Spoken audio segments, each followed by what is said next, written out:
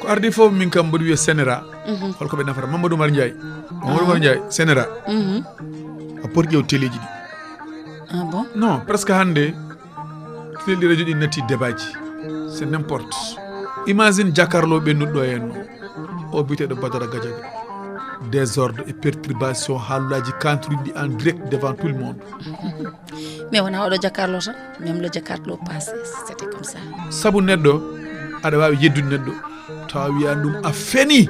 devant tout le monde par ce que neɗɗo ne foti hormade neɗɗo so rokkima temps a haali ha gayni ene deƴƴi an aɗa foti wawde ndimagum jogade ndimagum mbaɗa encaissé keɗɗa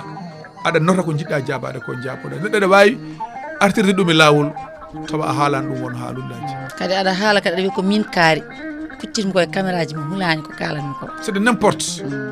kadi ni so ƴeewama tawa an ko kalanoɗa hanki pop wona ɗum woni ko kalta hande joni en tout cas joni var nan ɗo de tawa so ƴeewama duuɓi 4 5 jeegom ɓennuɗi ko ɗo gonnoɗa aɗa ƴetto ala fof ka wiyani régime gonnoɗo henna hande ko an dartoɗo waɗa régime o défendre aɗa haala n'importe yimɓeɓe ne poti artirde haqqillaji mumen hande télé jarani hay hunde ay oɗo ira ndaw o meeɗi haalde haala ka wondi ko wonde gonga o wi neɗɗo yaltat télé sikka ma to imi ko dowasman lan moye télé sikka aduna fof nan yiya ɗum aduna fof non lan moye télé de ngay genni léegi so parañu teg documentaire mbam kuuko gasi fiñulle ɗon xoole nga sol grand boubou dañ fay teg mbam kuuko léegi lan moye télé walla mbam kuuko day jalla léegi nga ñëw dugg lan moye télé kadi trop c'est trop trop c'est trop koɓe jiiɗi wadde ɗo ko ɓennata aɗa andi holko haɗata ɗum ɓennude haɗata ɗum neɗɗo o nde wonno e ngoral ne yiiɗi taccude nde tawa addani ɗum laana balluɗa ɗum walla tawa kam a wi ɗum mbiɗo yiiɗi addandema laana nde ko ɗum wawa awƴude kono neɗɗo ɓeeɗo oɗo régime nde ɓe gone e dañde bone nde hay goto wallaniɓe personne ɗum tawi joni hay goto susa hajade par ce que hay goto haalano adan donc ɓe kamɓe hankkadi ɓe mbiyata ko haydara par ce que fonnoɓe haalde kalano guila fonnoɓe haalde ɓe kalani mbiyeteɓe ko joom kommuɗi en chef religieux en dignitaire uji mawɗi walla yimɓe ɓe ganduɗa ko khalifaɓe aada walla khalifaɓe diine fonnoɓe ɓamde konnguɗi kaala ɓen mbawi juuɗe munen caggal ɓen hande noon mbawa darade mbiyaɓe gacce ɗum walla mbaɗe ni ɓen hande mbawa wadde corrigé hay goto haaloɓe pular noon mbi mbaɗano guila adan so huno ko wuufi sawto wol laaɓata ɗum ko so wuufi hettere sawto wol laaɓata hay sa yiiɗi haalde gonga a wawa laaɓata hande ni elle e gonani e dimension politique te to paɗen ɗo sen ndenaki ko Allah andi yoni min de mboɗo yaadi e luwamo Amadou Ba addi o hakke ko pammi eno waɗiri expliqué ni eno famminiri ni min mboɗo yaadi kala mo jungo mum moddi e ƴiƴam kala mo jungo mum moddi e bonande yonodde namde haɗani tan e o jaaɗo e terrain o waɗi bonande o hay jamirɗomo yo waɗi bonande o eyyi ko noon foti wonde mim to ɗum ummiɗo aussi noon foti wonde ko noon foti wonde enen eɗen mbawi wiide tan guila tan Sénégal heeɓi indépendant guila tan ne Senghor yo fin subaka goto yamira ɗo bombarde ɗo henno yimɓe 40 personnes ma hen 250 personnes waɗe blessé Abdou Diouf saaha muɗum policier ji mbarama ɗo henna aɗa faami Abdoulaye Wade yimɓe ko waɗa ɗo ne wayno leydi ta Macky Sall yimɓe ko waɗa ɗo ne wayno leydi eɗen mbawi tan heddade kala ko wara tan ɓenni alay saago kuugal waɗe soko tawi a waɗi ka fotani wadde kolleɗa ko mbaɗɗa ko a fotani wadde ɗum janggo e jaam hay sinno ka politicien ma wod ka yamirani saabu yimɓe jii événement ji ɓennuɗi ɗo henne ɗi ko yimɓe jiiri guite munen ɓe gona policier ji nervi ji enen goni e pique baji enen gonde policier ji ɗum ko yimɓe jii vidéo ji tene jogui des armes de tiré wallahi te kadi ne jogui kadi des armes blanches kadi aussi enen mbaɗa ko welɗumen yimɓe ne ƴeewa joni noon on pellowo ko holi on en tout cas andata kanko pellowo holto heeɓi fetelo nan ɗon dal hol jamirɗomo kanko kam holmo haɓanto holmo liggonto te ɗum ne waɗi poɗɗo jogade ɗum tan so wonti noon hankkadi ko belaɗo fof jogo ɗum joni holko saabi ɓeɗo ɓe gona force de l'ordre ɓe gona force de défense et de sécurité yoɓe gar jogo des armes jogo arme armuji mabɓe ɓe gonda e force de défense de sécurité wiyataɓe haydara ko holko woni c'est quoi le probléme leydi jogoto ɗum ko sarɗi leydi jogoto ɗum ko kuule kuugal noon kala mo ngal yani kala ko mbawɗa wonde ay sonno gummiɗa ko dow asaman kala mo ngal yani holle kuugal yanema ndiɗo leydi duuɓi 50 pawɗi nan ɗo henno ɓenni yimɓe guurane gonga guurane jaam koko waɗanno tan nde wattata duuɓi 50 nan ɗo ɓenni yimɓe guurane jaam koko waɗanno tan wattata tan ko répétition à chaque fois ko ɗum c'est le même dégâts qui répète eɗen mbawi wiide manifestation fof baɗɗo yo yimɓe maayi kala manifestation tan baɗɗo yo yimɓe maayi maayiɗo fof perdi tan ƴewetaki ɗum woni koɓe kaali ɓe mbi manifestation serta e wadde mais hay goto ala droit warde neɗɗo kala barɗo neɗɗo ka noddeteɗo mbiyeɗa ahan an waɗi ndeɗo a jande so tawi ka jamiraɗo won ferlaji Oumar Doro kumen ni tan wawa ɗumen heɓde kadi yiyama ɗo ɓe gummi ɗo yiyama maison de parti moɓe gummi ɓe jooli e pick-up-aji mabɓe yiyama nde gasi ko toon ɓe paari mais pourquoi haala ka haaltaki te normalement arme so tawi a wonani ɗum ɗo henna saɗa sooda ɗum foti wadde laawol foti wadde kayitaji waɗa fof te joni mataw ko arme min je ne comprends pas est ce que arme o ni tottatawaji ɓe hay goto comprendre suji o mbaɗoy hay goto comprendre en tout cas te kadi yamirede nde yimɓe jiiɗo hen ko kewno ɗo e Barthélémy Dias ɗum ɗon kadi won wonɓe less ha hande ɗo hay goto wawi widem ko ɗum ɗo mata anda min ñawore Barthélémy Dias nde beela ko ɗum ala ko mbawmi hen hay goto wawi widem ko ɗo ummi walla ko tewa ene wattu ummi ɓen tan garata tan ni comme ça koɓe nelaɓe ha ɗo ɗo yarete mbiyami Barthélémy Dias ko toñaɗo te hay goto wawi haalde hay goto wawi widem ko ɗo walla ko ɗo ha ɗo ɗo yarete par ce que ene anda holto ɓe gummi maison de parti maɓe gummi o ene anda eɓe gandi haɓe gaddi oto waɗi matricule holmo jeeyi oto kamɓe koɓe ƴeewoy toon ɓe jeeya kay mairie ndi ɓe koɗani toon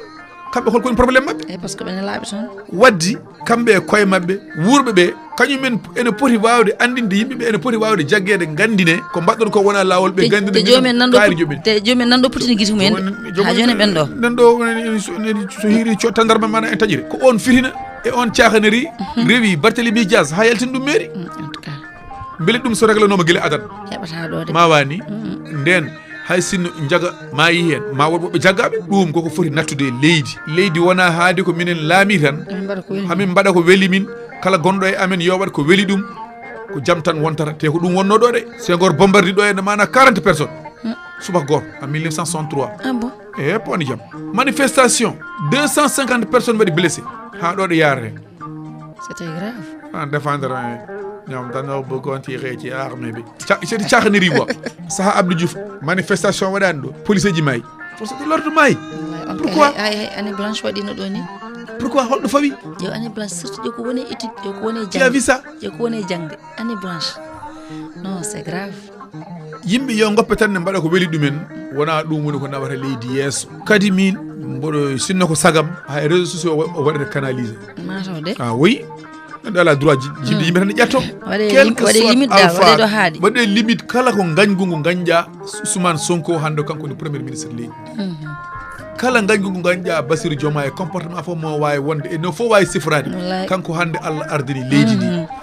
hay goto ala droit haalde ɓe won haalullaji fanni ɓe mbaɗani ko wannaki neɗɗo de no wayi fo yimɓe ne gandi soɓe mbaɗi ko wannaki donc darade ne haalani ɗum ɗon ko manque de respect hoore mum ni soɓe mbaɗi ko wannaki wonko fadi ɓenen yeeso kamɓene ɓe gonta ɗo ha abadan dayman dafa ala ɗum kay ko noon tan ko jontande tan ko cabbi gorle cabbi gorle cabbi gorle de yewɓe jagganoma ɗo de il faut yimɓe ganda fodde wonde ujunnaji ɗiɗi neɗɗo nananoma ɗo kaso taw koye cahaniri ɓolo taw koye kecce ɓole a hawretane waɗi brasele Pastef nangueɗa cokeɗa neɗɗo men daɓe haala pulaar mbiyata ɗo wayata tan komo fiyami andani wiyete kono fiya moni fof kono fiya Oumar kono won fiyanoɓe ɗo enne tawno ɓallakima a tinnani ɗumen haydara cikkatani ko waɗani mais an sa memama tan anda tigui ya quelque chose min mi yaadani e yimɓe tan yo daaro téléji e radio ji ne ƴetto ene kaala n'importe parfois ene woodi won émission ngaji télé o hoore mum foti dartinede ko yawti ɗum en calmini Agnam-naɓe foof machallah kadi eɗen duwono Farba Ngom nde Allah yaltintamo e dow jaam kanko ɓe wondiri toon foof allahumma amin minen min cuwa wonde e kanko tooñi walla kanko tooña min cuwa yettade ɗon min tolni ko ɗo Allah nannimo ɗo yo Allah ɓiltumo e dow jaam amin saabu ɓesgu makko ne sohlimo amin ɓesgu makko kosam e duhol ɓesgu makko hoddiɓe ɓesgu mabɓe ɓe liggodirta ɓesgu makko ɓe jeyda e diwan o ɓesgu makko ene sohlimo min cuwa yettade kanko tooñi walla kanko tooña ɗum ene woodi yahoɓe ɗum en jahani e kanko tooñi kanko tooña jaren tan ko ɗo yarete yo Allah yaltinmo amin te eɗen jogui jorto moƴƴo ma Allah yaltinmo inchallah kadi wona ɗo makko ɗo fuɗɗi wattinta ɗo enen kam waɗɗi en tan ko donademo kadi eɗen mbaɗamo soutien men e makko surtout kala ne joɗɗen en dontomo yo Allah yaltinmo honorable député Farba Ngom Tahirou Sarr en ganda ɗum so tawi ko gonga kono eɗen gandi anduɓe ɗum Tahirou Sarr en meeɗa yiid ɗum sona ñandana photoji kono eɗen jiiya yiyoɓe mo Tahirou Sarr en meeɗa jokkodirde mum ala ko meeɗi nafde en wona ko suuɗi wona ko feeñi en gandamo kono noon eɗen donomo kanko yo Allah yaltinmo non seulement eɗen gandi ɓe o andi kono noon ko neɗɗo no menni ko ɓiɗɗo leydi ndi hay goto yiɗana bandum kata o waɗani ɗum ko facette goɗɗo en jahani toon ɗum wona enen bandnatamo wona enen nattintamo wadde mi jogui jomumen ɗo tolniɗen koye donade kanko Ɗahiru Sarr nde Allah yaltintamo e dow jaam mboɗo nana wonmo lirannomi ecciyanki audio mum won kam ki huɓɓu mbiɗa ko way mi huɓɓu quoi par ce que wiide farba gomen poti ko mayde kaso neɗɗo fotani haalde won haalullaji quel que soit alpha so tawi wiyama ko toñƴo laawol noddimo kala ko wawi wonde quel que soit position mon politique wona haala ma ka warratamo kaso ɓiyo nono de miijaki kadi neɗɗo ene foti artirde haqqille muɗum kadi hande ɗiɗo réseaux sociaux ɗum ɗo jombani hay goto de prison à tout moment neɗɗo foof nene prison nen yeeso mum gona politicien mbasa wonde jombani hay goto men foof prison nen yeeso muɗum min de sinno ko sagam hay beetawe o watta toon saabu omo sohlaɗo boowal ga enɗam makko no sohli on kam ce qu'il a dit kam c'est grave de wiide kaari en yo maaye nder kaso kaari en bonni leydi kaari en mbaɗi naggam kaari en mbaɗi naggam te an ko kalta ko foof sa wiyama holɗo pawɗa ɗum mbiyata tan ko par ce que c'est-à-dire ɓe mbi kam ala yumma ala bam koɓe mbi tan mi nani tan ɓe mbi mais ɗum kam c'est grave neɗɗo kam mboɗo sikki ko gañƴa ɗum fof a yiɗanta ɗum prison a yiɗanta ɗum mayde a yiɗanta ɗum bon mboɗo sikki de hay sinno ko wiyeteɓe mbaɗi ko ɓe mbaɗi ɗum enen ɓeɗo kam ala men ganduɗo ɓe mbaɗi kala men mbiya tem alna ɗum dalil woni ko mbimi ñanden ko so mbi ɓe mbaɗani en mbawide ɓe mbaɗi en mbawide ɓe mbaɗani waɗɗi en noon ko duwonadeɓe yo Allah ɓiltuɓe e dow jaam kono kam neɗɗo darade wiide kaari en pour tan ko mayde e kaso kañumen bonni leydi kañumen bonni Fouta kañumen mbaɗini ɗum c'est trop neɗɗo yo artir haqqille muɗum woto uddit WhatsApp ma tan aɗa haala no ɓuttiɗi trop haala n'importe kan haala no ɓuttiɗi il faut artir haqqille muɗum kadi ɗum ɗo ça c'est de politique woni ɗo kala ko mbawɗa wadde ɓe condamné aɗa wawi waɗirde ɓe condamné ala emen joguiɗo dalilu far mbiya wujji ko wujji ɗum ala emen jogui ɗum dalilu kala emen mbiyaɗo holɗo pawɗa ɗum wonata ko wiide par ce que c'est-à-dire tu sais wontanma kadi probléme waddi caggal a wawa gonɗinde neɗɗo o waɗi a wawa gonɗinde neɗɗo o waɗani hakkido hen yaaru hen jaam so tawi on gondani e banggue politique sa duwonakimo woto huɗmu kadi kaɗa haalen fof won banggue politique kam mais kam duwonade neɗɗo woni gueɗe kam c'est trop duwonaki neɗɗo yo Allah yaltin ɗum a fotani darade aɗa wiya e kaari en bonni kaari en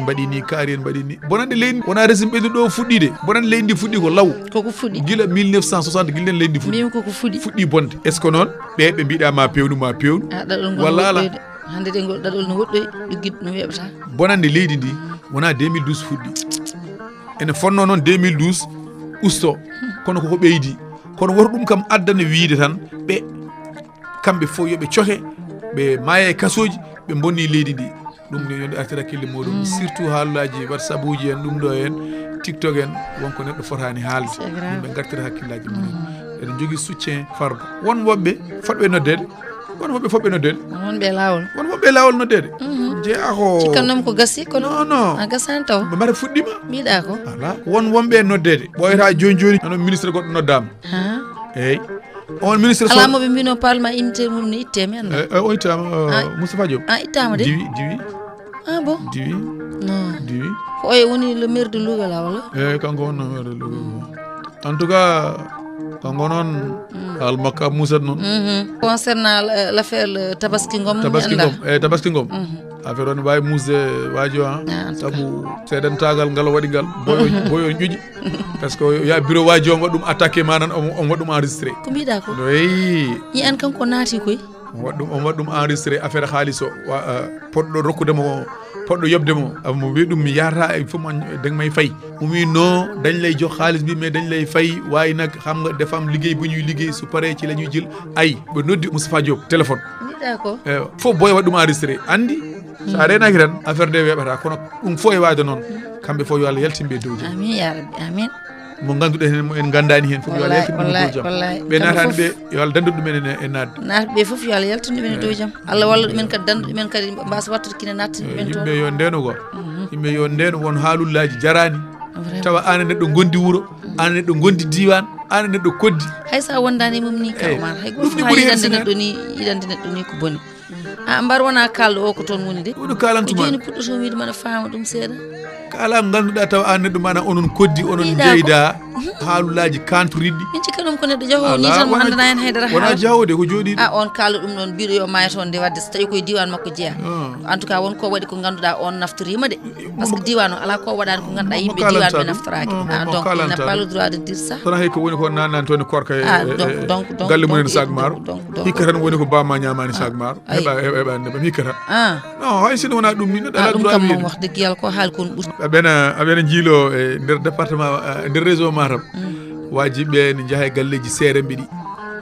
ene ñaago ene kalana bandiraɓeɓe affaire farba c'est normal hein so tawi woodi ko kewi ene woodi wiyeteɓe ko hilifaɓe jaaha kalna ɗumen kono yooɓe tinno kala ɗoɓe jetti yoɓe mbaɗ sincére hay ceerno goto woto ɓe nannu e erreur yoɓe mbaɗ sincére yoɓe kaldu ça veut dire ko yoɓe kal ko woodi quoi ɓe mbasa nannude hen tawde kamɓe ilan koni quelque chose voilà ɓe gandi hen wonko ɓe gandi hen kalanɓe ko leeri par ce que seeremɓe ɓe wonko ganda hen kadi ene waɗi won yimɓe won seeremɓe dimension mumen yettima kala ko kalɗa mbattaraɓe saabu mbiyata ko neɗɗo fenata neɗɗo ala droit fende kalɗa fof mbiyata gonga yoɓe tinno yoɓe jaa e galleji seeremɓe ɗi noon ɓe ñaago dowuji on est partant e on idée e wadde informé mais wotoɓe nannuɓe e haalde ko woodani ha jomumen e ɓerde mumen ne gummo ƴetta hen konguɗi ɗi potani ƴettude usta kilifagal mumen ni so kilifagal par ce que so ƴetti hen konguɗi ɗi potani ƴettude joni haalama hen andama ko woodi ko e koɓe kaali ko jiiɗa donc ɗum ne usta ɓe fof kamɓe koye mabɓe ɗum fof yoɓe jaa no nunɓiri galle fo ceerno yoɓe jetto ɓe ñaago duwaw yoɓe kaal ha leera addi min ɗo ko farba gom laawol ne yetti ɗum mbiɗen ñaagui duwaw kanko noon ko tumaɗo ha sabbatel ha sabbatel ma o waɗi o waɗani min gari ko ñagade duwaw kadi gandira hono noon e on saaha ceerno on sene jaabo ma andu ko jaabi kadi onon seeremɓe ɓe e porte parole raji seeremɓe ɓe woto ƴeew nafoore wonnode hakkude ma e neɗɗo o ha kaala janggo e jaam kene usta crédibilité ma no député woniri député sénégal naaɓe foof no président woniri président sénégal naaɓe ko noon ceerno woniri ceerno sénégal naaɓe ko ɗum kalannomi joni joni kilifa on diine kaala haala tan ustati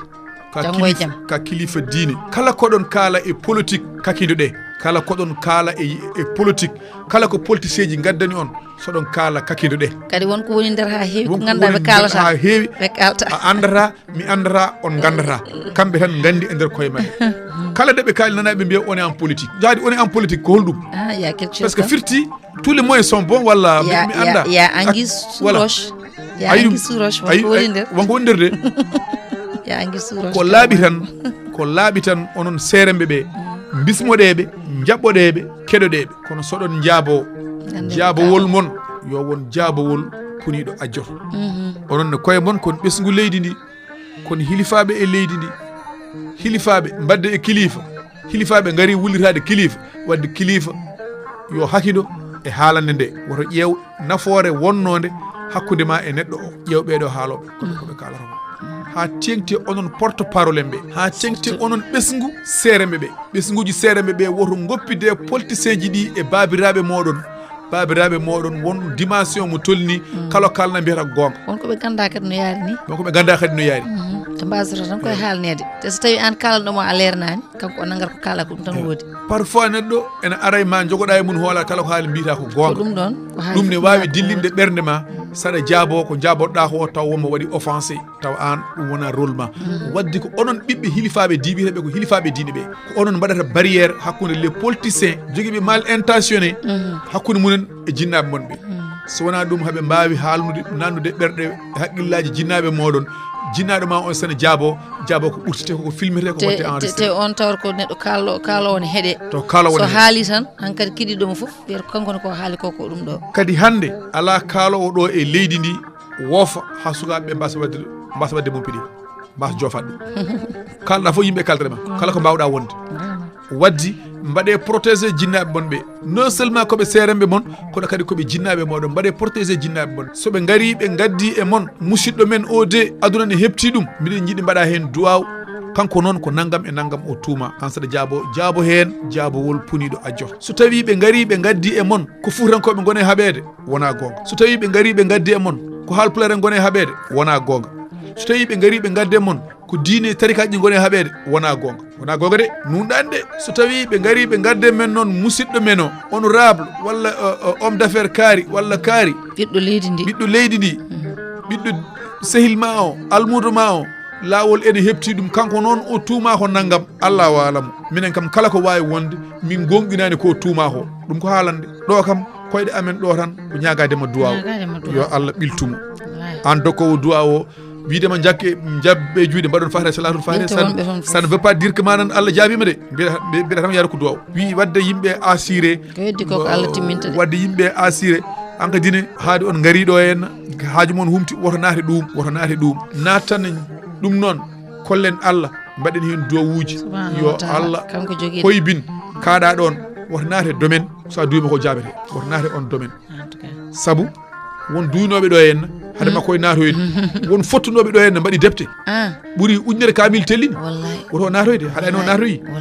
kala mon haala hen yo andu ko haali hen kala mon yaha hen yo andu ko yaha hen duuji tiɗɗi mbaɗama duuji tiɗɗi mbaɗama est ce que ɗi jabama bok haadi duwa o wayɓirano ko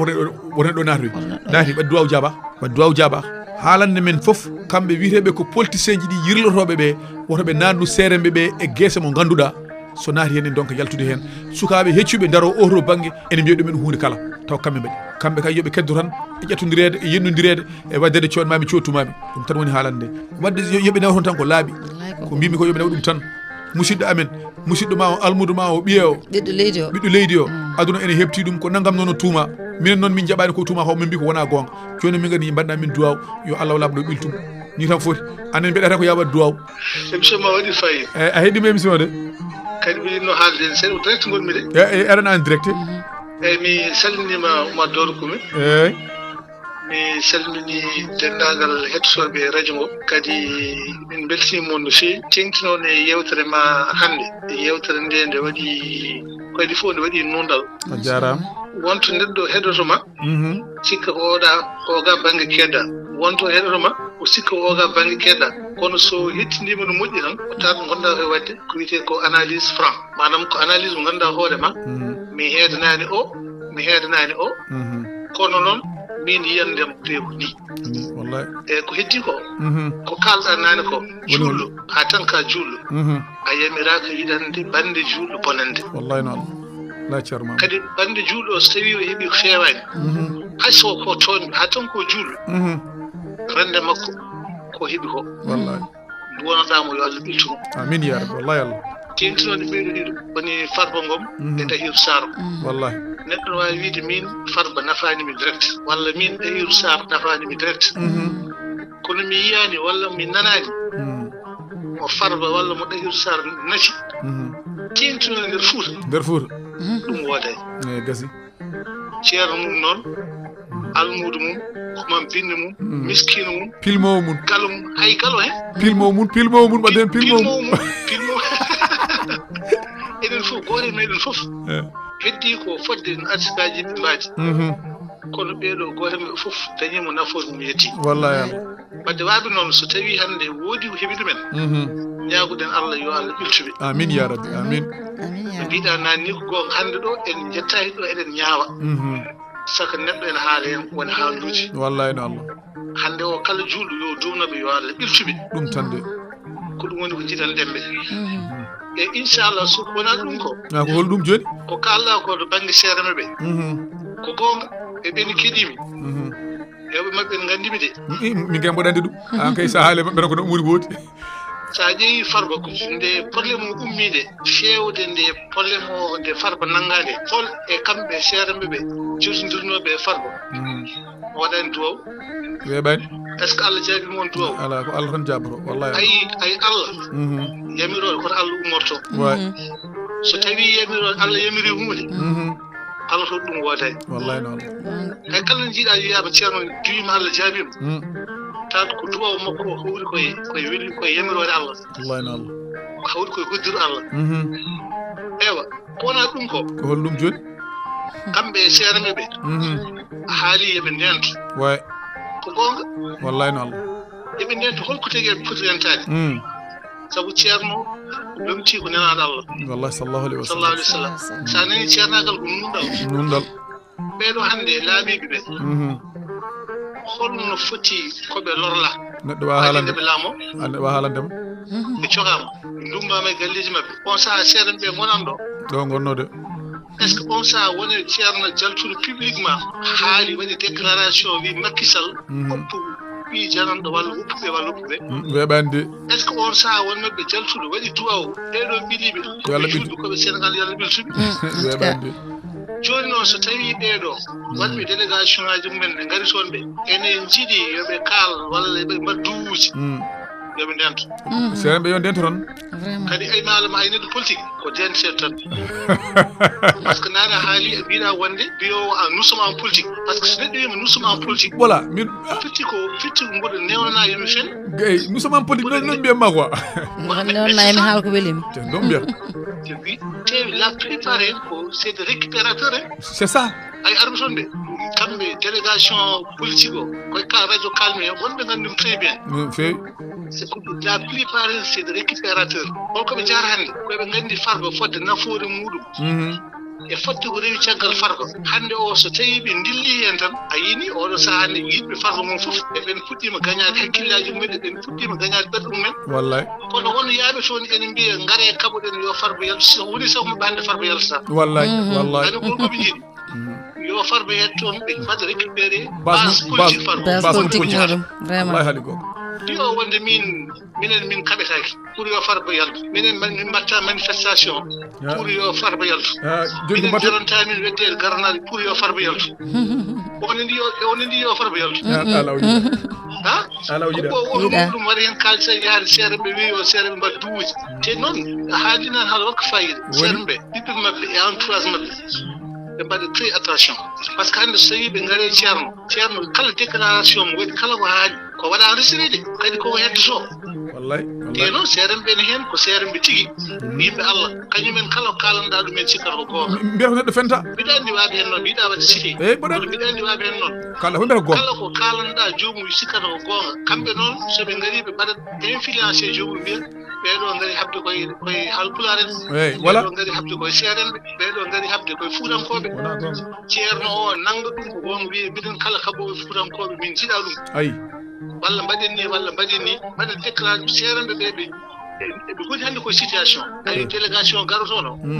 ɓe goni koye waddeɓe situation donc noon wonen ɓe puɗɗi yettade malheureusement ɗon kadi seerenɓe belani haalande ɓe belani jingande marawde sabu so woni ko nelaɗo Allah sallallahu alih wa sallam Allah wi kala kaɗa waɗa ya disnodiri yimɓe ma putti ko an ko gonɗa ceerno ko fof a timmani wona gueɗe yimɓe ɓe gonɗaɓe ɓe nafma hakkillaji mabɓe woni hen noon hay goto wawa wajade ɗumen hay goto wawa fewjande ɗumen e ɓen ɗon waaɓe noon noon yama ɓe mbaɗa ɗumen trompé ɓe nawra ɗumen way e kono noon kala hen mbaɗaɗo trompé yo andu no mbiɗa nani ni hannde a wawi wonde ceerno wona e leydi e kaala haala yimɓe so mbasa jabade yimɓe mbasa jabade ma tampinore ma ma yi suwaɓe tokosɓe ngoodi billahi ɓe ganda ceernagal de ɓe ganda needi de billahi ɓe ganda neɗɗagal mbiyaɓe coɗo rituma haala ti almudum ala o hen ɗum ɗon noon yo Allah waɗa no ceerno Mamoudou weltimide enen seerenɓe ɓe jiiɗa e kuuɗe yettoɓe eɗen ñaagui Allah yo Allah ɓiltuɓe amin ya rabbi amin sabu koɓe nafoore aduna o koɓe nafoore fuurankoɓe wallahi mi salminimi juuɗe mi weltima vraiment mi weltima Seydou Sow mi weltima no fewi o wiyete ko Mamoudou Sow jeeya ko Wouro Sogui ñalle mi kanki mi yaltino on côté dal weltino on côté machallah merci Dieynaba Balo jarama merci beaucoup